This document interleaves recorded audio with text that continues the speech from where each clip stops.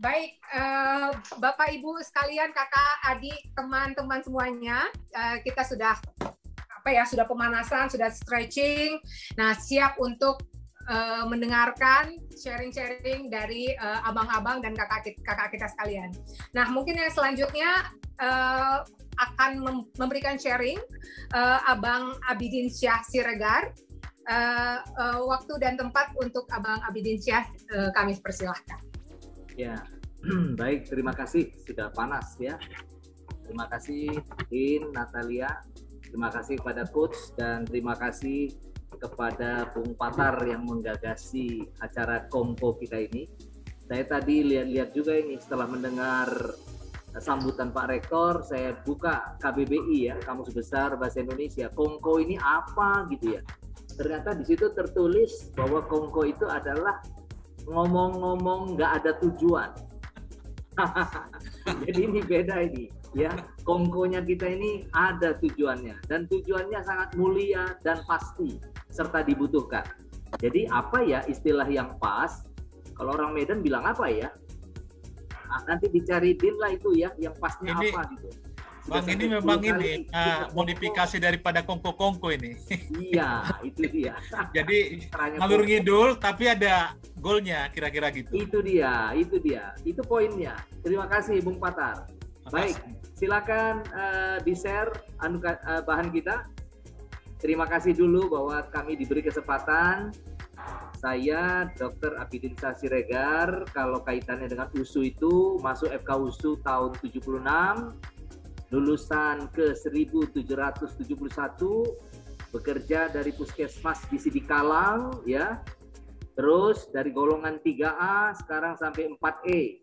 Masih juga bekerja dan dipekerjakan. Ya, alhamdulillah, terima kasih kepada Bapak Presiden yang menyambungkan tugas saya sehingga melewati umur 60 dan seterusnya segera akan menjadi 65 begitu.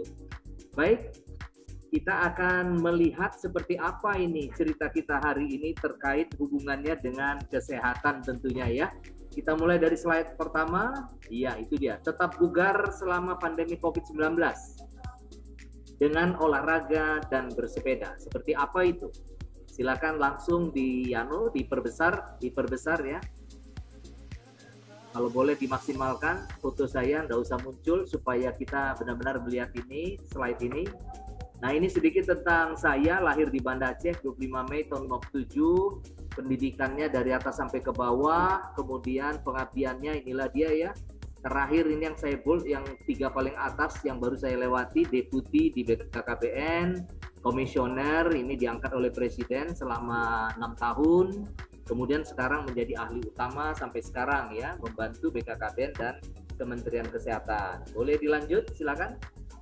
Nah, bicara tentang apa ini yang dimaksud dengan COVID atau virus coronavirus yang diberi nama angka 19 menunjukkan bahwa itu terjadi pada tahun 19. Memang benar, di Wuhan pada tahun 2019 itu sudah terdengar di akhir tahun.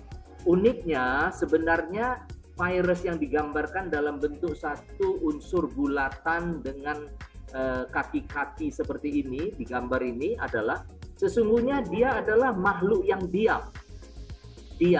Tadinya pada hewan yang diduga kelelawar, kemudian kelelawar menjadi makanan kebiasaan. Pada suatu ketika unsurnya masih hidup dalam tubuh hewan itu, kemudian mencari kehidupan pada tubuh manusia, dan dia menemukan tempat yang paling enak, yang cocok bagi dia. Apa itu?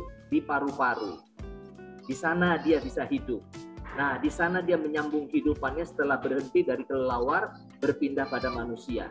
Jadi sebenarnya dia adalah tidak bergerak. Makanya dikatakan di sini the virus doesn't move, people move it. Jadi sebenarnya kita yang membawa. Buktinya, kenapa dari Wuhan kemudian menyebar ke seluruh dunia? Ya karena manusia yang bawa, bukan virus itu yang terbang. Ya. Kemudian we stop moving, the virus stop, it dies. It's that simple. Jadi sederhana saja untuk menyelesaikan virus ini. Kita lihat selanjutnya. Nah, ternyata dia bisa menghancurkan ketahanan kesehatan kita ketika mobilitas kita tidak bisa kita jaga, tidak bisa kita atur. Protokol kesehatan tidak kita jaga. Ya, bayangan gambarnya dikarikaturkan seperti gambar inilah. ya, betapa berat itu pertahanan kita untuk menjaga serangan daripada COVID tadi itu yang menular antar manusia. Lanjut. Ini gambaran dari satu titik pada sekitar bulan Desember tahun 2019 dari sebuah kota di provinsi Hubei namanya Wuhan, ya. Ketika itu ditemukan pada 2 rumah sakit gejala yang sama, jumlah orangnya banyak, belum ditemukan obatnya dan belum diketahui ini apa. Tapi kok masif dan menimbulkan proses penularan yang cepat dan timbul kematian yang mencurigakan. Karena itu pemerintahan kota Wuhan langsung membuat satu sikap yang sangat cerdas, menutup kota itu dan merencanakan penutupan total kota itu, dan pemerintah Cina mengisolasi kota itu. Kepada penduduk, ini adalah kota internasional dan kota teknologi yang modern di Cina. Kota ketiga terbesar setelah Shanghai dan Beijing adalah Wuhan. Maka pulanglah semua warga negara asing dan harus pulang karena kotanya mau di lockdown. Ya, apa yang terjadi? Seperti gambar titik-titik yang merangkai kemana-mana ke seluruh dunia ini. Pada hari yang sama di bulan Januari ketika seluruh para orang-orang asing yang tinggal di Wuhan harus pulang ke negaranya, pada saat yang sama mereka bawalah kuman virus COVID ke negaranya masing-masing. Maka tidak heran dalam waktu cepat pada tanggal sekitar bulan Januari Februari itu sudah didapat beberapa negara sudah terpapar, dan pada 11 Maret 2020 sudah dinyatakan sebagai pandemi. Kenapa pandemi? Karena dia menular lintas negara, lintas benua, cepat, masif, dan belum ada obat. Itu sebabnya namanya pandemi. Sampai hari ini sebenarnya belum ada obat, tapi sudah ada solusi vaksin, gitu ya. Nanti akan turun grade-nya menjadi endemi. Kalau sudah endemi, dia nongkrong di setiap negara, menunggu siapa yang lemah. Dia nggak akan pulang ke Wuhan lagi. Ini malah merepotkan kita kalau kita tidak cerdas bagaimana mengatasinya. Lihatlah, polio masih ada di Indonesia, demam berdarah masih ada di Indonesia, ya. HIV/AIDS masih ada di Indonesia. Kenapa? Memang tidak pandemi lagi, sudah menjadi endemi. Tinggal kapan musimnya, dan kapan musim, dan tidak putus-putus lagi. Dalam tempo 18 bulan sampai hari ini itu sudah menjadi 229 juta kasus, meninggal 4,7 juta, dan Indonesia sudah di angka 4,2 juta dan meninggal sudah lebih dari 140 ribu. Lanjut. Ini pada tanggal 9, ya, saya nggak sempat mengkoreksi dengan tanggal terakhir. Banyak sekali kegiatan webinar sekarang. Ini angka-angkanya, dan vaksinasi kita baru mencapai angka 27,3%. Ya, atau sekitar sekarang di angka 31, sementara target kita adalah mencapai 70%. Ya, 100% yang bisa kita capai dari 205 sasaran, itu baru 70% dari total penduduk Indonesia. Itu baru kita bisa mencapai yang namanya potensi keamanan komunitas, yang namanya herd immunity. Lanjut. Nah, ini gambaran terakhir per tanggal 20 September, ya. Indonesia sudah di ranking ke-13. Ranking kita ini naik terus. Dulu kita di angka 50, tapi naik terus. Ini salah satu negara yang merangkak naik terus. Sementara Cina yang dulu awalnya nomor 1, sekarang 109. Jauh di bawah. Hebat kan? Malaysia, Singapura dulu jauh di atas kita, sekarang jauh di bawah kita. Nah, kenapa kita begini? Ya tentu mari kita lihat seperti gambaran ini, ya. Apa gejala positif yang perlu kita waspadai kalau terinfeksi COVID itu? Yang tertinggi adalah ini, batuk. Nah, saya tadi negur teman yang batuk, bukan curiga itu, ya. Karena suara batuknya beda, gitu. Hanya karena gatal-gatal di leher saja. Kemudian yang kedua adalah keadaan demam. Nah, kalau ada demam jangan anggap enteng, kita boleh curiga, ya, tapi waspada. Waspada terhadap kemungkinan itu. Artinya apa? Ketika ada batuk dan demam bersamaan, kita boleh curiga COVID, dan oleh karena itu kita harus segera pakai masker dan jangan ada kontak dengan keluarga kita yang lain. Sambil kita berinisiatif untuk mengecek ke laboratorium. Kondisinya bagaimana? Ini umumnya yang terserang positif, ya, itu rata-rata mereka yang sudah punya penyakit sebelumnya. Ada hipertensi, kemudian ada diabetes, kemudian ada penyakit jantung. Ini hati-hati. Nah, repotnya begini kawan-kawan sekalian. 70-80% orang Indonesia tidak tahu dia punya penyakit. Dia baru tahu ketika sakit. Ketika dokter mengatakan, wah, Bapak ternyata punya penyakit gula ya, dia kaget. Selama ini sembarangan aja, kan gitu. Nah, sikap arif kita, ini karena kita masyarakat terdidik, lulusan dari USU, mulai dari sekarang kita harus sudah punya peta kesehatan kita. Ya, itu pesan saya. Punya peta kesehatan. Saya ini siapa? Potensinya seperti apa? Saya menyimpan penyakit apa? Mudah-mudahan kalau itu bisa kita ketahui cepat, kita aman. Nah, mari kita lihat sekarang di sini. Mereka yang terpapar ya pada kelompok usia 6 ya, yang warna merah jambu dan biru ini, yaitu mereka yang berumur 19 sampai umur 45. Lihat, ini paling banyak kena, 53,7%. Paling banyak kena. Kenapa? Karena mereka lebih banyak keluar rumah.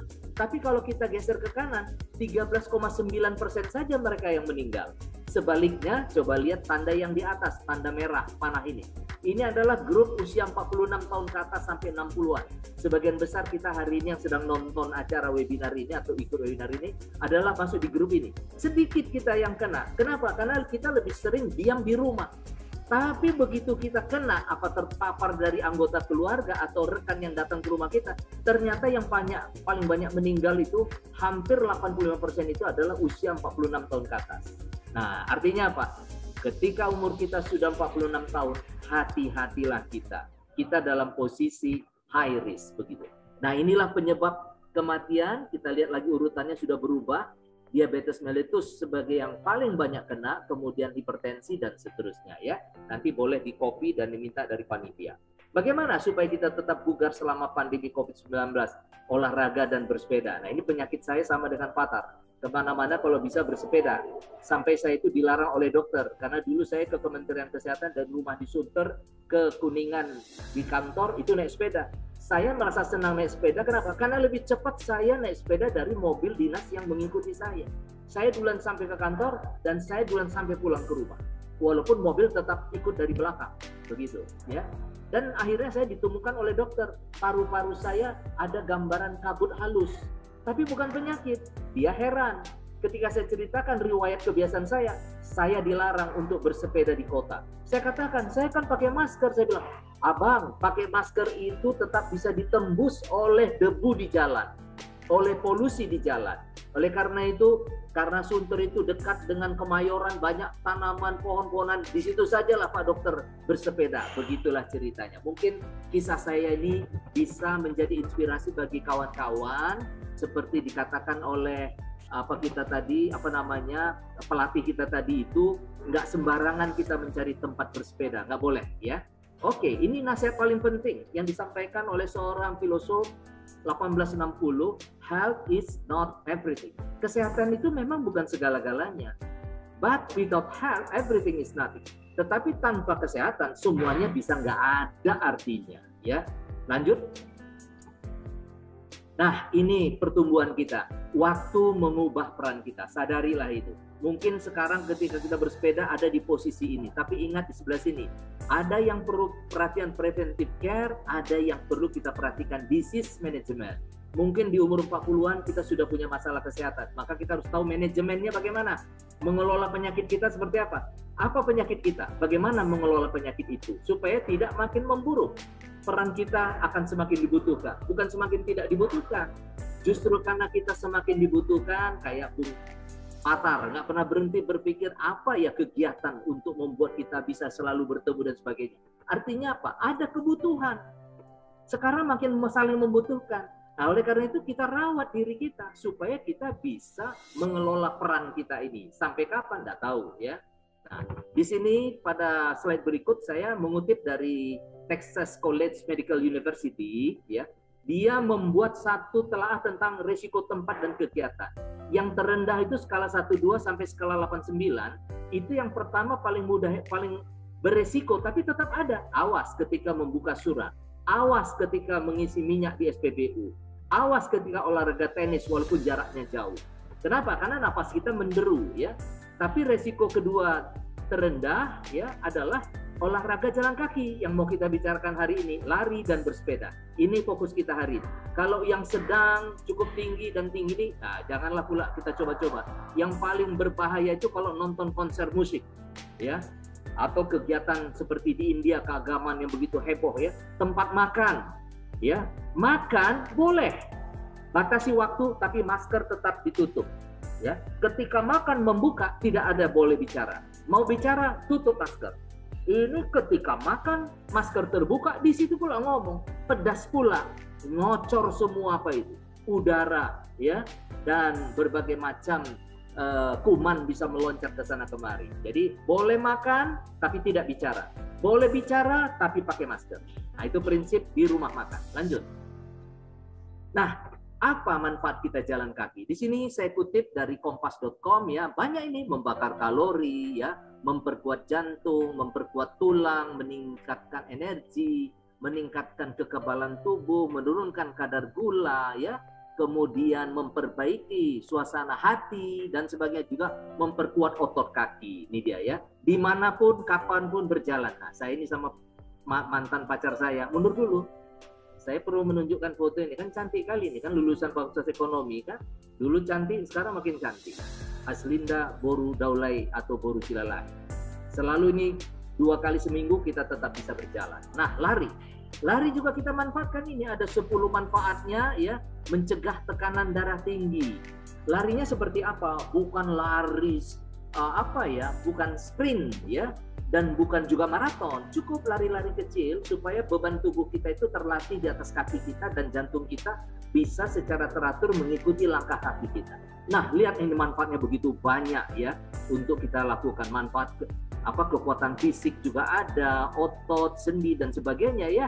Nah, pada hari-hari Kamis malam jam 20 sekali-kali dengar kalian radio ya, di radio Smart FM. Saya beberapa kali mengisi termasuk materi ini, waspada radang sendi tak kenal usia. Nah, ada apa hubungannya dengan radang sendi? Ada hubungannya dengan lari. Lari bisa menolong perbaikan sendi kita. Lihat di sini otot dan sendi. Ini poinnya ya. Hari Kamis malam ya, tapi minggu depan, minggu ini, hari ini saya sudah ada janji dengan webinar yang lain. Nah, bersepeda. Bersepeda ini memperbaiki kesehatan jantung, paru-paru, sirkulasi darah, serta membantu mengurangi risiko penyakit kardiovaskuler. Lihat gagahnya orang yang bersepeda ini, semangat betul ya. Yang bawah ini saya dan kawan-kawan Koseindo, Komunitas Sehat Indonesia, salah satu kegiatannya bersepeda. Ini Bung Patar dan kawan-kawan USU ini banyak juga ikut di dalam Koseindo ini ya. Di sini banyak jenderal-jenderal, banyak dokter-dokter, banyak polisi ya, dan petugas kesehatan ikut di dalam. Silakan lanjut. Nah, mendekati akhir, saya mengajak kita untuk segera vaksinasi keluarga ya. Ini penting sekali untuk membuat kita sehat diri sendiri, sehat bagi orang lain, dan kita bisa menjaga lingkungan kita. Saya menggerakkan juga di berbagai tempat, termasuk di Dewan Masjid Indonesia bersama Pak JK, dan di sini didampingi oleh Wakil Menteri Kesehatan. Kami bersama-sama menggerakkan, dan ini hari ini saya sudah memutuskan akan melakukan vaksinasi di Binjai, di Lok Semawe, terus sampai ke Tanimbar, sampai ke Bintuni, sampai ke Kutai, sampai ke Sidoarjo, Gresik, sampai ke Jambi dan mana-mana ya. Barusan kita putuskan tadi, kita akan segera bergerak mulai besok ke beberapa tempat di seluruh Indonesia. Lanjut. Nah, terakhir ini juga perlu terus kita jaga disiplin protokol kesehatan sekalipun kita sudah vaksinasi. Jadi tidak ada jaminan sudah divaksin maka kita menjadi selamat, tidak ya. Saya bersama Pak Rektor difasilitasi oleh Bung Marolo ini mengadakan juga kegiatan webinar ya. Ini dia beberapa waktu yang lalu, pada Juli yang lalu, dan di sini ada pesan dari Kementerian Kesehatan untuk juga tetap melindungi diri dari COVID. Selanjutnya, nah, we almost die. Jadi semua kita ini hanya menunggu giliran waktu ya. Kita pasti mati, tapi matinya kalau boleh mati baiklah, ya kan? Mati dalam keadaan sadar, supaya menjelang akhir kita masih bisa bermohon kepada Tuhan. Ya Tuhan, memang kalau ini hari terakhirku, ampuni semua salahku, bla bla bla bla, ya kan? Oleh karena itu, we must appreciate life. Kita hargai hidup ini, hargai hidup ini dengan menghargai hidup itu sendiri, by appreciating life itself. Kita hargai hidup ini. Jangan kita buat sembarangan. Kalau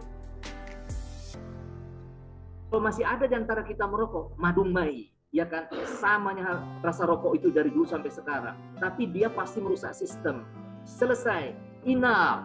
Berhenti. Saatnya menghirup udara yang sebenarnya, bukan udara yang berbau. Seperti apa? Dan kita juga menyelamatkan lingkungan kita, tidak terpapar menjadi perokok pasif. Kenapa perokok pasif sangat ditakuti? Kenapa? Karena mereka menghirup asap rokok kita itu tanpa filter.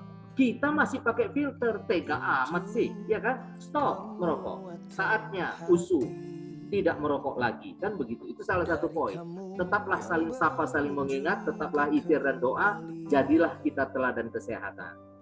Slide terakhir, terima kasih penyelenggara kongko-kongko yang luar biasa ini. Horas. Assalamualaikum warahmatullahi wabarakatuh. Assalamualaikum. Waalaikumsalam. Terima kasih Bang Abidin. Aduh, sama-sama, sangat ini ya. Sama-sama.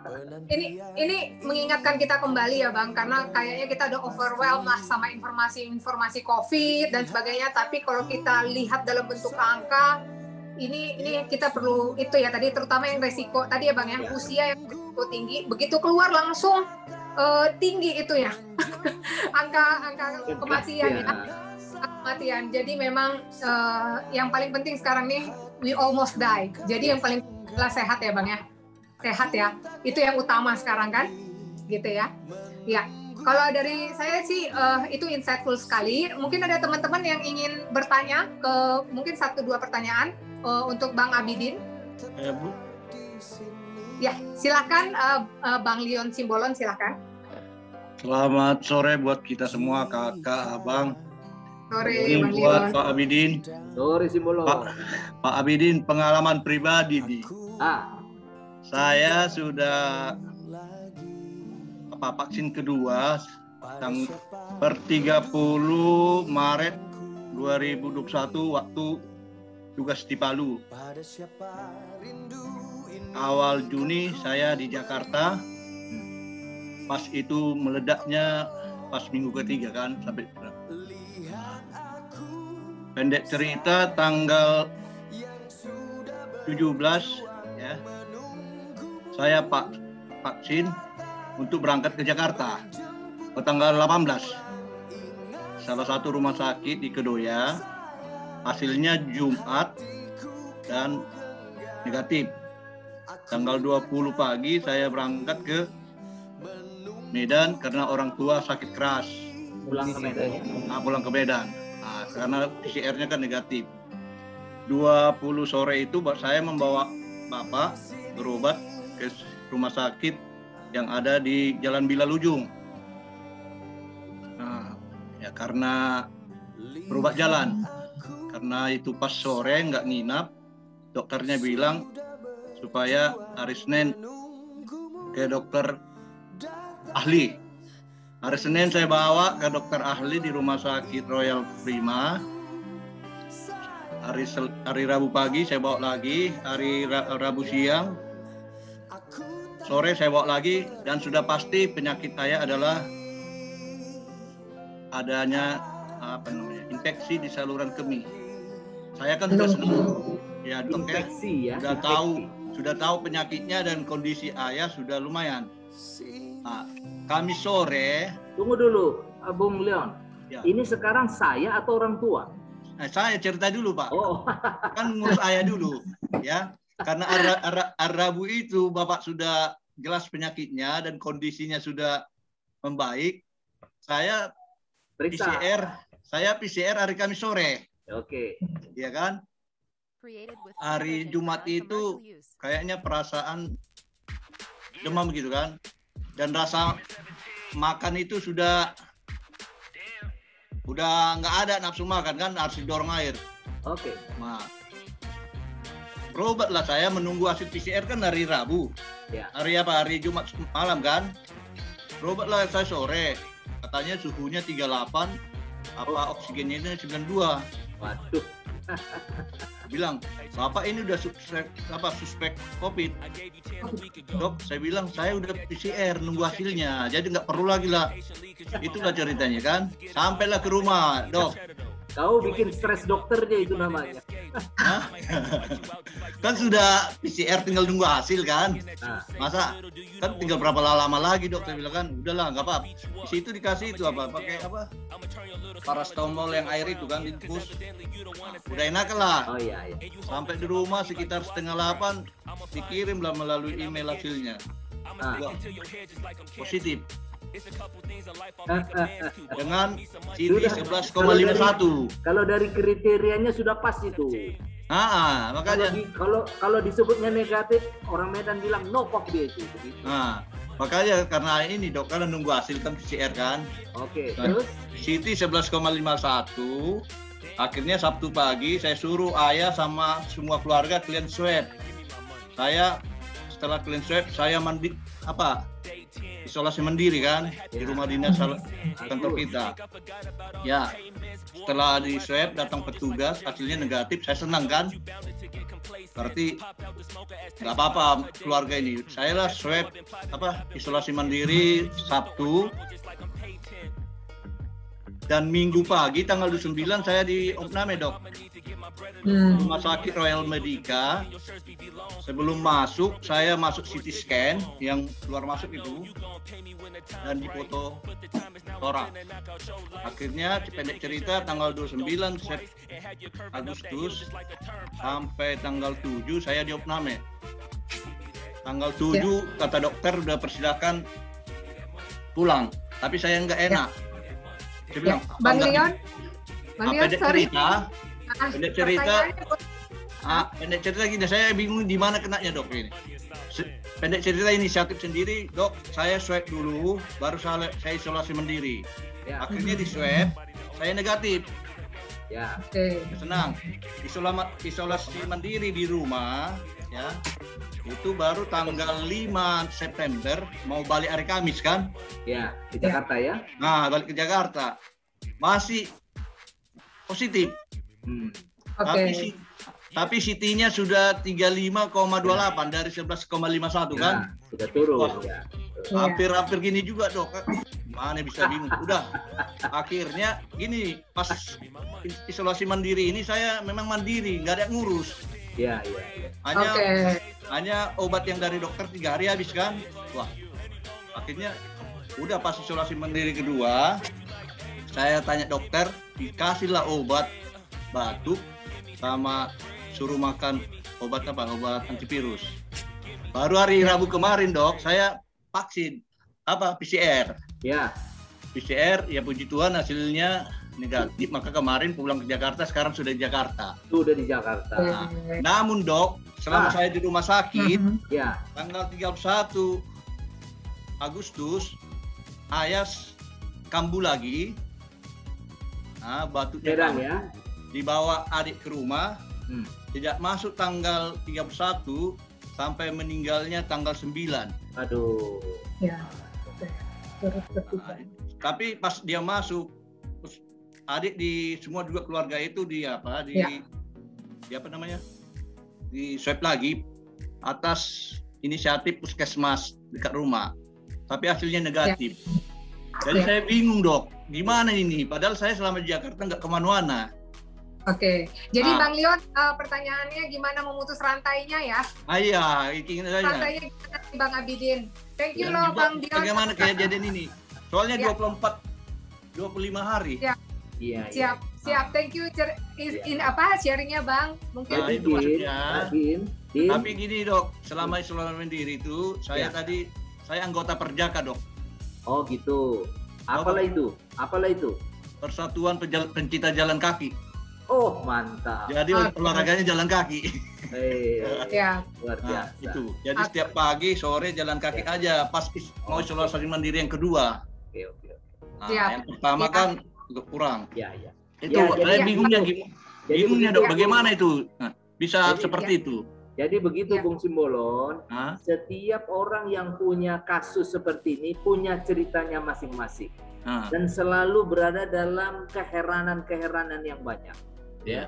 Memang kita tidak tahu dan tidak bisa menduga dari mana kita dapat. Tapi yang pasti dia pasti dari interaksi kita dengan orang lain yang kita tidak tahu. Karena sekitar lebih dari 70% itu tanpa gejala. Tidak ada demam seperti kita, tidak seperti Bapak tadi, tidak ada demam, tidak ada perasaan tidak enak makan. Dia semuanya enak, tapi dia bawa. Nah, lihatlah umur tadi itu. Kelompok umur 19 sampai 40. Wah, itu kan gagah-gagah, cantik-cantik, ganteng-ganteng, tapi mereka penyebar. Iya kan? Kita lemah, langsung terasa. Jadi tanpa kita sadari, interaksi inilah yang perlu kita jaga. Tidak ada cara lain. Ya, kita cover diri kita dengan masker yang benar, jaga jarak, cuci tangan pakai sabun. Kalau keluar rumah lebih dari 1 jam, mandi, semua pakaian kumpulkan. Jangan kontak dengan siapapun. Jadi apa yang dilakukan Pak Simbolon sudah hebat. Dan saya atas nama pribadi menyampaikan ikut simpati dan berduka atas meninggalnya Bapak ya. Semoga beliau diterima Tuhan Yang Maha Kuasa. Amin, amin, amin. Ya, terima kasih Pak Leon, Bang Leon, terima kasih Bang Abidin. Saya rasa tadi cerita dari Bang Leon mungkin mewakili dari beberapa orang yang impacted COVID. Jadi mungkin pembelajaran buat kita bersama, menjaga diri sendiri itu sama saja menjaga orang lain gitu ya, karena harus memutus rantai penyebaran COVID. Baik Bang Abidin, terima kasih banyak. Kita masih ada 2 panelis lagi yang mau sharing. Saya terima kasih banyak ya Bang ya. Mungkin kalau Bang masih stay di sini, kami sangat appreciate. Tapi kalau misalnya ada kesibukan yang lain, monggo Bang bisa leave. Terima kasih banyak Bang Abidin. Ya. Terima kasih buat teman-teman semua yang masih stay di sini. Yes, yes, yes.